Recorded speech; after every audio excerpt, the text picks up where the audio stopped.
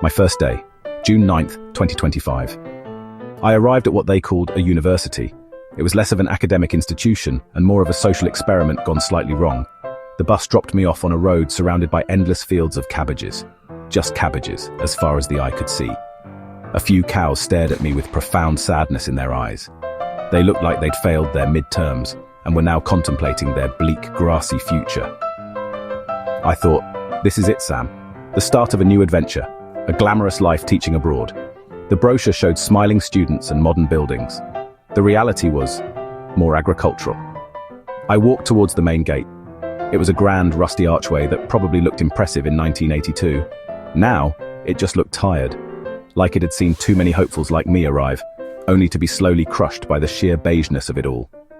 My new boss, Mr. Kim, had called it a prestigious university with deep roots in the community. The roots I now saw were literal.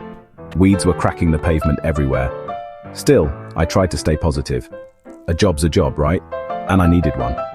I straightened my tie, which felt ridiculously formal now, and marched onto the campus with a sense of manufactured optimism. It was a bit like telling yourself a dentist appointment will be fun.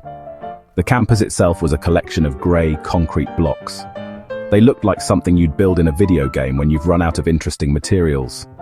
Each building was stained with long, dark streaks from years of rain.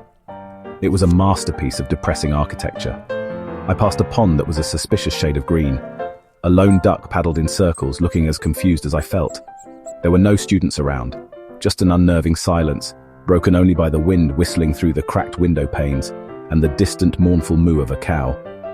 I was starting to think those cows knew something I didn't. My first mission was to find the cafeteria.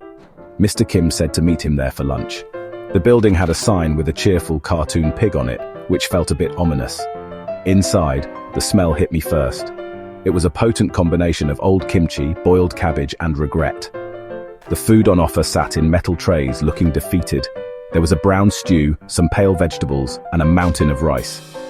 It looked less like lunch and more like evidence. A woman ladled a greyish soup into a bowl for me with the enthusiasm of someone sorting tax receipts. This was not the vibrant Korean culinary experience I had been dreaming of. After my memorable lunch, I was led to the foreign faculty office. This was where I would meet my new colleagues, the people I'd be sharing lesson plans and awkward silences with. The room was small, cramped, and smelled faintly of burnt toast and despair. It was filled with mismatched desks, piles of dusty textbooks, and a coffee machine that sounded like it was in its final moments. This, I was told, was our little home away from home. I looked around at the faces staring back at me. It was less of a faculty lounge and more of a casting call for a very strange, low-budget sitcom. First, there was Dave, a man in his late 50s with a glorious, unkempt beard that looked like it contained secrets, and possibly some old crumbs. He was from Canada and spoke in a low, conspiratorial whisper, as if the Korean government was listening in through the light fixtures. He leaned over and told me, "Rule number 1, never trust the coffee machine. It lies."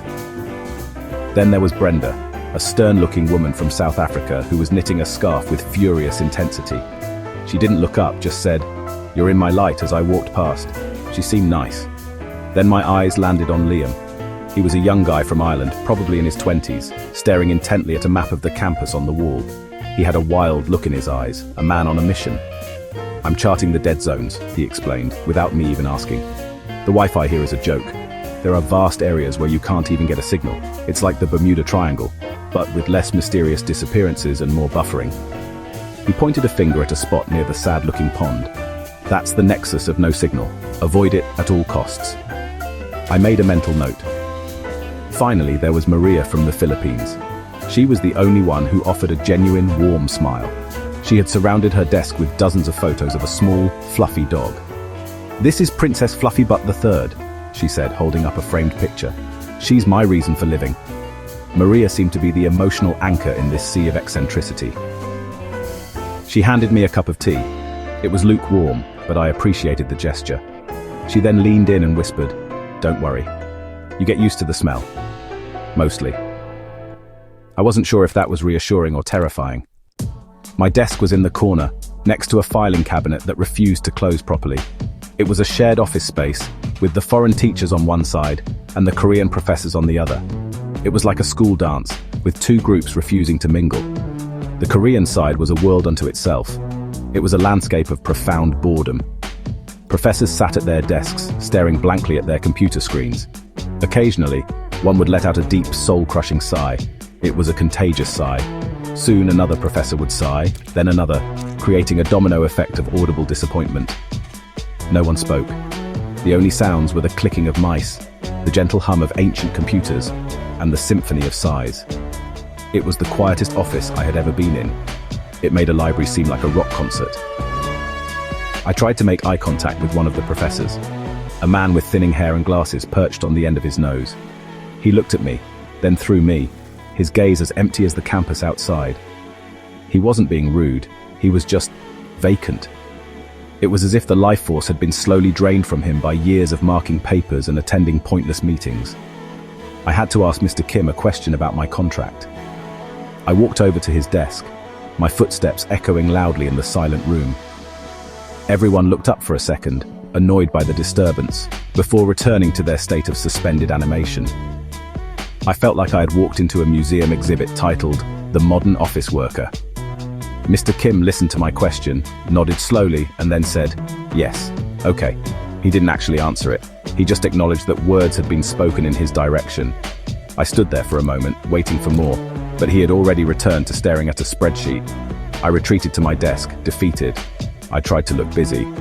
I opened my laptop and pretended to type an important email. I arranged the pens on my desk. I even considered trying to fix the filing cabinet, but that seemed like too much ambition for my first day. I was an intruder in this land of apathy, a brightly colored bird that had accidentally flown into a cave of sleeping bats. I just wanted to do a good job, to be a good teacher. But the atmosphere here suggested that trying hard was a social faux pas, a sign that you just didn't get it. As the day drew to a close, the sun began to set over the cabbage fields. It cast long, gloomy shadows across the campus, making the concrete buildings look even more menacing. I stood by the window, watching the sad cows being led back to their barn. I wondered if I should join them. Was this it?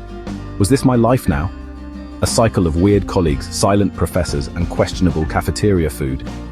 The initial excitement I felt this morning had completely evaporated, replaced by a growing sense of dread. I had made a terrible mistake. I had traveled halfway across the world for this. I packed my bag, the silence of the office finally broken by the sound of my zipper. Dave gave me a slow, knowing nod from across the room. It was a look that said, "I know, we've all been there. The first day is the worst." Liam was still muttering about Wi-Fi dead zones, and Brenda had completed about an inch of her scarf. Maria waved goodbye, pointing to a picture of her dog wearing a tiny hat. It was all so strange. It was nothing like the life I had imagined. It was weirder, sadder, and frankly, a lot funnier than I expected. Walking back towards the bus stop, I took another look at the campus. It was ugly, neglected, and haunted by an overwhelming sense of mediocrity. But it was also my campus now. These were my colleagues. These were my sad cows. There was a strange sort of comfort in that. It was a shared experience. We were all in this bizarre, cabbage-scented boat together. Maybe this job wasn't about changing the world or inspiring the next generation. Maybe it was just about surviving and finding the humor in the absurdity of it all. I got on the bus and looked back one last time.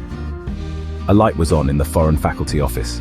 I could just make out the silhouettes of my new colleagues, a group of misfits stuck in the middle of nowhere. I couldn't help but smile. It was going to be a very, very strange year, and as the bus pulled away, leaving the University of the Dam behind for the night, I felt a tiny, ridiculous flicker of hope. Maybe, just maybe, this wouldn't be so bad after all, or at the very least it would give me some great stories to tell.